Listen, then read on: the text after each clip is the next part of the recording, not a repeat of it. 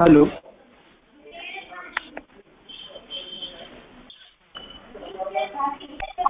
हाँ करो। हाँ हाँ जी राजी। कल के सत्संग में हमने देखा संयोगकालीन सर्वात्मक भाव और विप्रयोगकालीन सर्वात्मक भाव।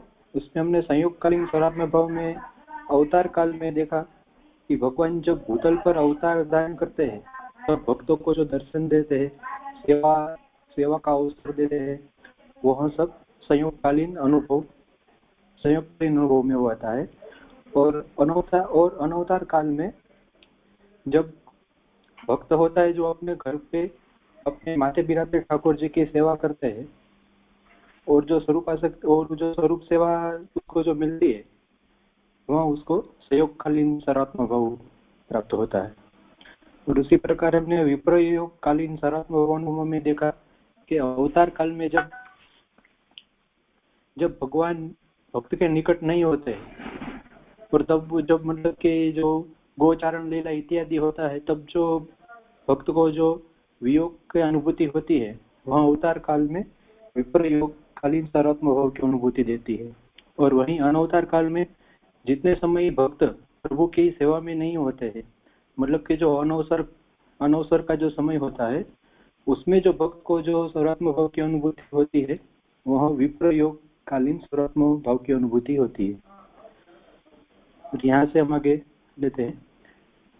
ભગવાનના સંયોગ સમયે સેવાની જ્યારે વિયોગ સમયે પ્રભુના ગુણગાનને શ્રેષ્ઠ માનવામાં આવે છે। ભગવદ યોગમાં પ્રભુના ગુણગાન કરનાર ભક્તની આસક્તિ જ્યારે ચરમાવસ્થા પર પહોંચી જાય છે ત્યારે તેના માટે ભગવાનના વિના રહેવું અશક્ય બની જતું હોય છે। પોતાના વિરહ ક્લેશને કારણે સંતપ્ત ભક્તના ઉપર કૃપા કરીને ભગવાન તેના હૃદયમાં પ્રગટ થઈ જાય છે। વિયોગ અવસ્થામાં ભક્તના હૃદયમાં ભગવાનના પ્રાગટ્યને જે સર્વાત્મ ભાવ કહેવામાં આવે છે। વિયોગની અવસ્થામાં ભક્તને જ્યારે ભગવાનનું આંતર પ્રાગટ્ય નથી અનુભવાતું ત્યારે તેને સંયોગકાલ જેવું સર્વેન્દ્રિયોના ભગવદ વિનિયોગનો લાભ પ્રાપ્ત નથી થતો। ભગવદ વિરહમાં ભક્ત ક્યારેક એવી ઉન્મત્ત અવસ્થામાં પણ પહોંચી જતો હોય છે કે જ્યારે તેને સર્વત્ર તથા પોતાની અંદર પણ હું કૃષ્ણ છું એવી ભગવાનની અનુભૂતિ થવા લાગે છે। ભગવાનના તિરોહિત થઈ ગયા પછી ભગવાનને શોધીને થાકી હારી ગયેલા વ્રજભક્તો ભગવાનનું જ્યારે ગુણગાન કરવા લાગ્યા ત્યારે જેમ પ્રેમી કે પ્રેમિકાને પરસ્પરમાં પ્રબળ આસક્તિને કારણે એકબીજાના આગમનની કે ઉપસ્થિતિની ભ્રમણા થતી હોય છે તેમ વ્રજભક્તોને આસક્તિ ભ્રમ ન્યાયથી સર્વત્ર તથા એકબીજાની અંદર પણ ભગવાનનું દર્શન થવા લાગ્યું। લૌકિક પ્રસંગમાં થતી આવી અનુભૂતિ ભ્રમરૂપ હોય છે। ભક્તિમાં ભગવાન વિષયક આવી અનુભૂતિ પરંતુ યથાર્થ જ હોય છે। ભગવાનના ભક્તના ભાવાનુરૂપ સ્વરૂપ ધારણ કરી શકવાના સામર્થ્યને કારણે આના પરિણામે વ્રજભક્તો એકબીજાને ભગવાન જાણીને ભગવાનને કરેલી પૂતના માનાદિ અનેક લીલાઓનું અનુકરણ કરવા લાગ્યા। ભગવદ યોગમાં તથા સર્વાત્મ ભાવનો આ એક प्रकार છે। मतलब यहाँ की कहने का तात्पर्य यही होता है कि जब भगवान संयोगकालीन अनुभूति देते हैं तो वह गुणगान में श्रेष्ठ मानी जाती है। और जब भगवत वियोग में प्रभु का गुणगान जब भक्त करता है तब जब उसकी आसक्ति परम चरम अवस्था पर पहुंच जाती है तब भगवान के बिना भक्त का रहना अशक्य हो जाता है। और तभी उसी समय भक्त होते वो भगवान के हृदय में प्रकट हो जाते। मतलब उसे तभी ऐसी अनुभूति होती है कि हर जगह भगवान है। मतलब वो जिधर भी देखता है उधर तब उसकी जो भगवान की उसको याद आती है और उसी प्रकार भगवान उसको हर जगह पे अनुभूति देते हैं। उसी का यहाँ पे एक एग्जाम्पल दिया है कि जब भगवान लघुरास के बाद जो तिरोहित हो गए तब गोपीजनों को सर्वत्र उसे भगवान की अनुभूति होने लगी और उसे ऐसा भी लगा कि हम ही कृष्ण हैं और उसको सब जो भगवान की जो लीलाएं होती है उसकी सब स्मृति होने लगी और उसका अनुकरण करने लगी। मतलब लौकिक में तो ऐसे ही सब भ्रांति कहा जाता है क्योंकि वो लौकिक है, किंतु यहाँ पे भगवान तो स्वयं परब्रह्म है इसलिए उसके साथ जुड़ी हुई कोई भी बातें भ्रम नहीं की जा सकती, इसलिए वह तो सर्वथा परम सत्य ही कही जा सकती है। इसी प्रकार ऐसा मुझे समझ में आ रहा है कि यहाँ पे विप्रयोगकालीन और संयोगकालीन सर्वात्म भाव कह रहे हैं। आगे लू राजा। विप्रयोगकालीन सर्वात्म भाव को यहाँ संन्यास निर्णय में महाप्रभु जी ने जिस तरह समझाया है ना, उसी बात को यहाँ समझा रहे हैं। जैसे कल मैंने ये बात बताई थी कि विरहानुभव जब भक्त करते हैं तब महाप्रभु ये संन्यास निर्णय में आज्ञा करते हैं कि भक्ति मार्ग में लौकिक जो प्रेम होता है उसमें विरह का अनुभव करना दुखदायक होता है, और और वो व्यक्ति के लिए अपने इच्छित व्यक्ति के बिना रह पाना दुख की परिस्थिति होती है। परंतु भक्त को प्रभु के जो विरह का अनुभव होता है वो भी आनंद की ही अनुभूति करवाता है। इसलिए विप्रयोग का अनुभव करना भी भक्ति भाव भगवत मार्ग में फल ही माना जाता है। इसलिए उस विषय में कोई ऐसी दृष्टि से हम नहीं सोचते हैं। इसलिए जब भक्त ऐसे विप्रयोग का अनुभव करता है तब महाप्रभु जी वहां आज्ञा करते हैं कि भगवान स्वयं भी भक्त की उस साधना को डिस्टर्ब करने के लिए बीच में प्रकट होके और भक्त की जो विप्रयोग की अनुभूति है उसमें कोई विक्षेप प्रकट करना नहीं चाहते हैं। इसलिए भक्त को प्रभु वो अनुभूति होने देते हैं, और जब वो चरम अवस्था पर पहुंच जाता है तब प्रभु उसके हृदय में प्रकट हो जाते हैं, और तब वो भक्त और भगवान दोनों एक हो जाते हैं। और कभी कभी अचानक से बीच में प्रभु एक क्षण के लिए दर्शन दे देते हैं, फिर अंतर्ध्यान हो जाते हैं, अथवा हृदय में भी एक क्षण के लिए ऐसी अनुभूति करवा देते हैं, पुनः अंतर्ध्यान हो जाते हैं। ऐसा भी प्रभु भक्त के उस अनुभूति को बढ़ाने के लिए करते हैं। जैसे नारद जी का प्रसंग भागवत जी के प्रथम स्कंद में आता है, तो उसमें नारद जी भी अपनी एकदम बाल्यकाल में प्रभु को ढूंढने के लिए निकले अपने घर में से जंगल में। तब अचानक से उनको अपने अंतर मन में प्रभु के दर्शन हुए और एक ही क्षण में प्रभु अंतर्ध्यान हो गए। वो ध्यान कर रहे थे तब वो उनका ध्यान भंग हो गया, और फिर वो ढूंढने लगे कि ठाकुर जी ने एक क्षण के लिए दर्शन दिया, आप कहाँ पधारे। और फिर उन्हें कुछ समय बाद संतोष फील हुआ और फिर ठाकुर जी ने उनको दर्शन दिए। ऐसी अनुभूति भक्त को भगवान करवाते हैं, और इसलिए प्रभु के इस विरह के अनुभव की अवस्था में भक्त जो है वो आनंद की अनुभूति करता है। ये क्लेशदायक नहीं होता है लौकिक प्रेम या लौकिक विरह की तरह। और जब फिर भगवान अंततः उसके हृदय में प्रकट हो जाते हैं तब उन्हें वो भक्त को परम फल की अनुभूति होती है, वो सर्वोच्च फल की अनुभूति वो भक्त उस अवस्था में करता है। इसलिए उसे यहाँ समझा रहे हैं कि जैसे ब्रज भक्तों का दूसरा उदाहरण यहाँ दिया है कि ब्रज भक्तों को भी जब अभिमान हो गया और थोड़ी देर के लिए प्रभु अंतर्ध्यान हो गए, तब उन ब्रज भक्तों को ऐसा लगा, मतलब प्रभु की अत्यंत प्रेम की उत्कटता की अवस्था में उन्हें ऐसा लगा कि जैसे मानो वो खुद ही कृष्ण हो और एक दूसरे को भी कृष्ण के रूप में देख रहे हैं। जो शरदोत्सव का रास है उसे भी श्री श्यामगुरु जी ने सेवा ऋतु उत्सव की पुस्तक में इसी तरह समझाया है कि शरदोत्सव में एक एक गोपी के प्रति एक एक कृष्ण हुए, ये भी उसका एक इंटरप्रिटेशन है। और दूसरी बात ये है कि प्रत्येक गोपी को प्रभु में उतना सर्वात्म भाव सिद्ध हो गया था कि वो गोपी को सभी तरफ भगवान ही दिखाई दे रहे थे, इसलिए प्रत्येक गोपी एक दूसरे में भी भगवान को ही देख रही थी। तो ये सर्वात्म भाव की अनुभूति में ये होता है, और उसी वजह से वहां भगवान भी भक्त के साथ ऐक्य का अनुभव करते हैं, जैसा कि कल हमने आस्करण राजा के उदाहरण से समझा। और इसीलिए गोपीजनों को भी सर्वत्र भगवत अनुभूति होने लगी, और उसी अनुभूति में वो भगवान की लीलाओं का अनुकरण करने लगे और एक दूसरे को भी भगवान की तरह समझने लगे। ये ही सर्वात्म भाव की अवस्था है। वो वियोग की अवस्था को यहाँ ज्यादा डिटेल में समझाया, संयोगकालीन को तो हम पहले समझ ही चुके हैं। हाँ, अब करो आगे। दंडवत प्रणाम राजा। राजा મને એક પ્રશ્ન હતો।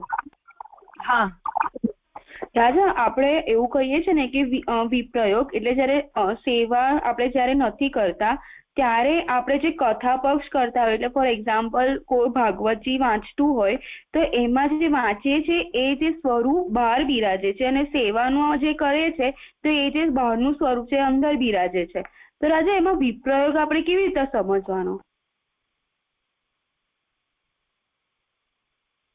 એટલે જ कल भी मैंने इसीलिए ये बात कही कि विप्रयोग और संयोग को साधना के साथ मत जोड़ो। कथा पक्ष वाले होते हुए भी सूरदास जी को कभी प्रभु का विरह अनुभूत नहीं हुआ, और कुछ लोगों को ठाकुर जी की सेवा छूट जाने के कारण विप्रयोग की अनुभूति होती है। ये 100% प्रभु की इच्छा पर रिलाय करता है कि भगवान किसे संयोग का फल देना चाहते हैं और किसे विप्रयोग की अनुभूति करवाना चाहते हैं। ऐसा जरूरी नहीं है कि जिन्हें सेवा ना हो, उपलब्ध और कथा पक्ष में हो, उन्हें ऑलवेज विप्रयोग की अनुभूति होगी।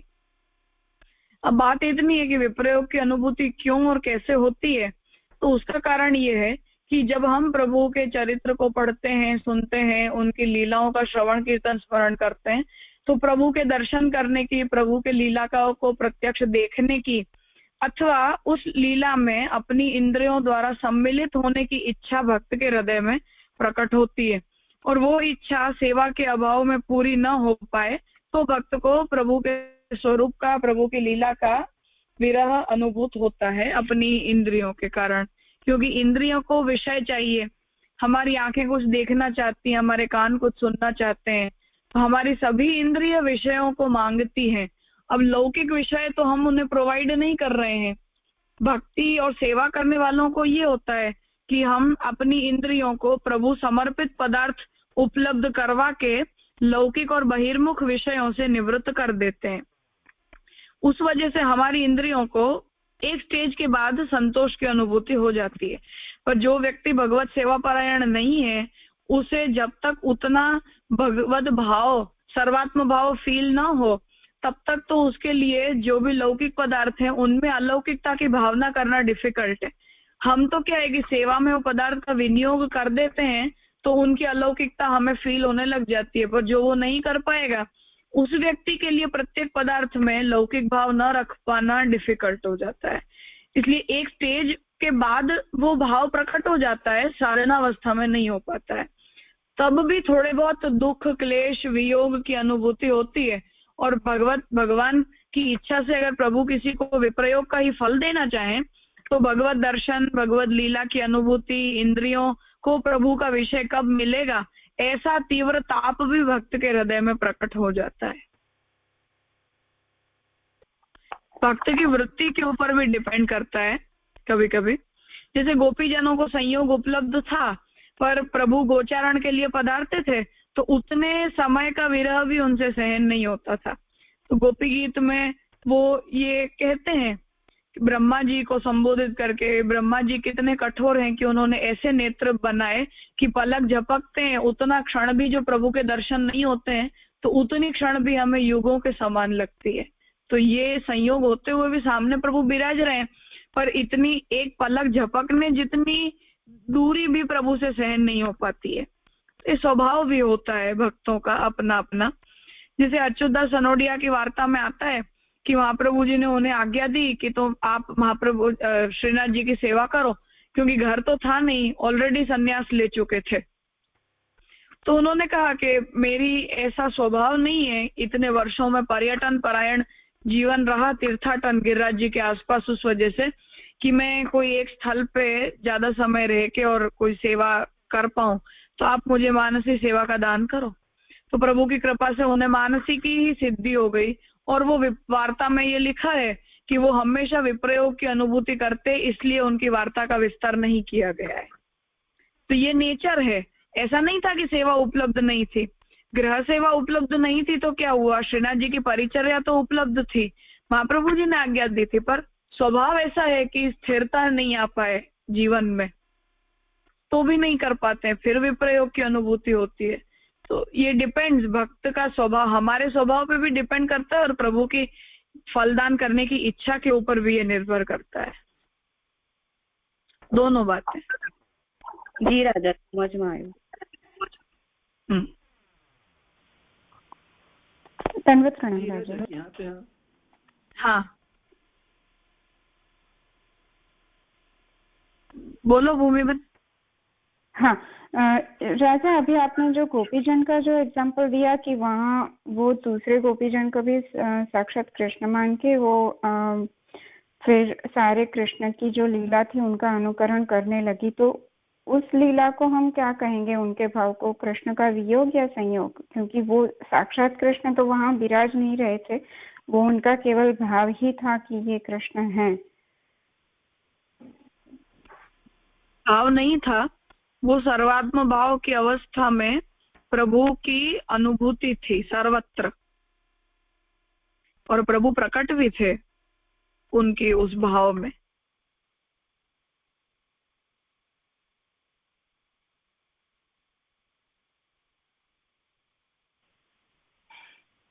जी राजा, तो जो गोपीजन में वो कृष्ण देख रहे थे, वहां साक्षात कृष्ण प्रकट विराज हुए थे।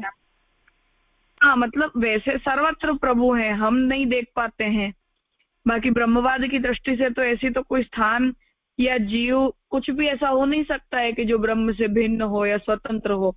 उसमें हमारा ऐसा भाव और दृष्टि नहीं हो जाने के कारण हमें उनकी लौकिकता की प्रतीति होती है, पर आदिदैविक दृष्टि बन जाने के बाद तो सर्वत्र आदिदैविकता की अनुभूति होगी।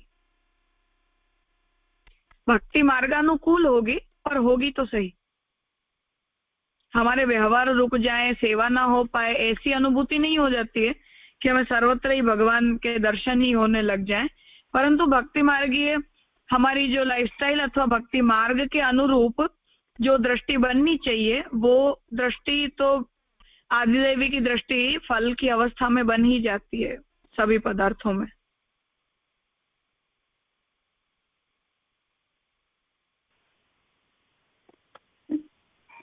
तो फिर इस अवस्था में विप्रयोग को कैसे समझेंगे? क्योंकि सभी में कृष्ण का ही अनुभव हो रहा है, तो विप्रयोग तो रहा ही नहीं। मैंने इसीलिए कहा कि भगवान किस जीव को क्या अनुभव करवाना चाहते हैं उस पर डिपेंड करता है।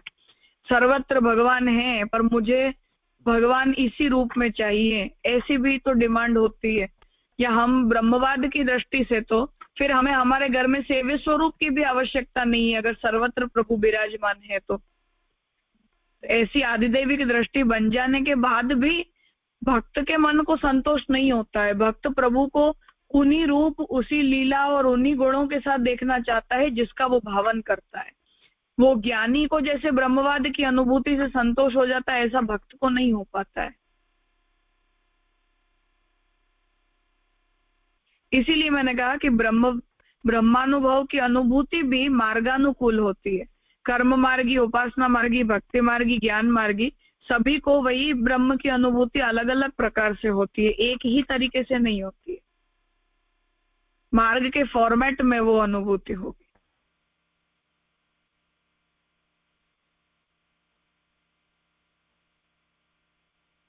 प्रत्येक भक्त की रुचि और प्रत्येक भक्त के भाव और अधिकार के अनुसार इनमें भेद होते हैं। जैसे वो क्षत्राणी का चरित्र आता है, अब मदन मोहन जी और बालकृष्ण जी में क्या फर्क है? उन्हें क्यों ऐसा लगा कि ये ठाकुर जी को ठंड लग गई है तो सिकुड़ गए हैं? अब इतनी स्वरूपासक्ति तो पुष्टि मार्ग में फल है। क्या वो उन्होंने कभी प्रभु के बाल चरित्र को नहीं समझा होगा? क्या उन्होंने किशोर लीला में उतना भाव उनका स्थिर हो गया कि बाल स्वरूप में प्रभु को स्वीकारने को ही तैयार नहीं है? तो ठाकुर जी बन गए वो जैसा चाहते थे ऐसे।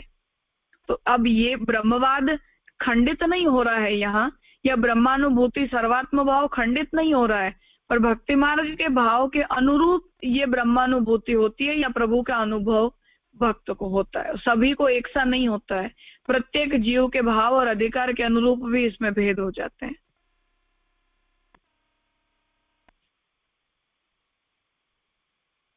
जैसे रघुनाथ जी के चरित्र में भी आता है कि गोकुल चंद्रमा जी की सेवा करते थे, तो इतना उनका भाव था कि श्रीनाथ जी की सेवा में ले गए कि जनोई यज्ञोपवीत हो जाने के बाद वल्लभ कुल में ये ट्रेडिशन था कि है, अभी भी है, कि श्रीनाथ जी के श्रृंगार करने चाहिए यज्ञोपवीत हो जाए उसके बाद।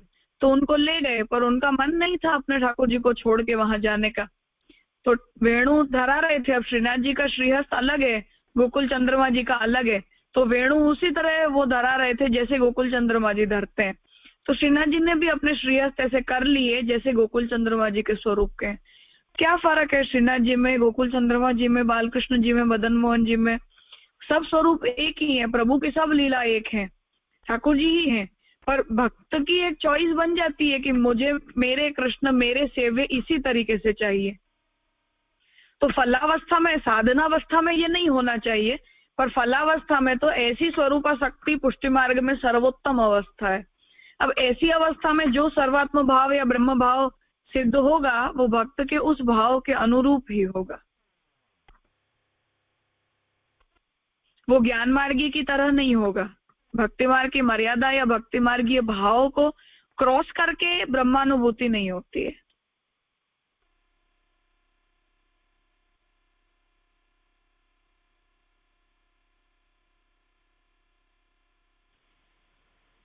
जी राजा, समझ में आया कि हमारे यहाँ जो संयोग और विप्रयोग बोल रहे हैं वो तो विप्रयोग वो किस प्रकार से लेना है। जब सेवा में है तो साक्षात प्रभु सामने विराज रहे हैं, और अनवसर में क्योंकि वो स्वरूप हमें जो पसंद है वो अपन के दृष्टि के सामने नहीं है, वाके लिए हम वाकु विप्रयोग बोले हैं, वह प्रकार से सोचते हैं। इसीलिए महाप्रभु जी संन्यास निर्णय में आज्ञा करते हैं कि ज्ञानी जो व्यक्ति प्रभु के विरह का अनुभव करने के लिए जो भक्त ने भक्ति मार्गीय संन्यास ग्रहण किया है, उसे उस विरहानुभव की अवस्था में यदि हम ऐसे महात्म्य ज्ञान के वचन सुनाएं कि तुम क्यों विरह कर रहे हो, सर्वत्र भगवान ही तो है, सभी चल अचल सभी पदार्थों के रूप में भगवान बने हैं, तुम्हारी आत्मा भी भगवत रूप है, ऐसी ज्ञान की बातें जो हैं वो उसके भाव को खंडित करने वाली बनती है। तो हम महाप्रभु जी आज्ञा करते हैं कि स्वयं भगवान भी भक्त की इस अवस्था में कोई विक्षेप प्रकट नहीं करते हैं, तो कोई और कैसे करेगा। तो ये अवस्था भक्ति मार्ग में तो फलात्मक है और वो ज्ञान मार्गी की तरह की अनुभूति नहीं है। वहां उस अवस्था में ज्ञान की जो बातें हैं वो भक्त के भाव को खंडित करने वाली बनती है, करके नहीं की जाती है। उसे उस अवस्था में ऐसे ज्ञान और महात्म्य ज्ञान संबंधी सभी बातों से दूर रहना चाहिए, अन्यथा उसकी वो फलानुभूति ही खत्म हो जाएगी।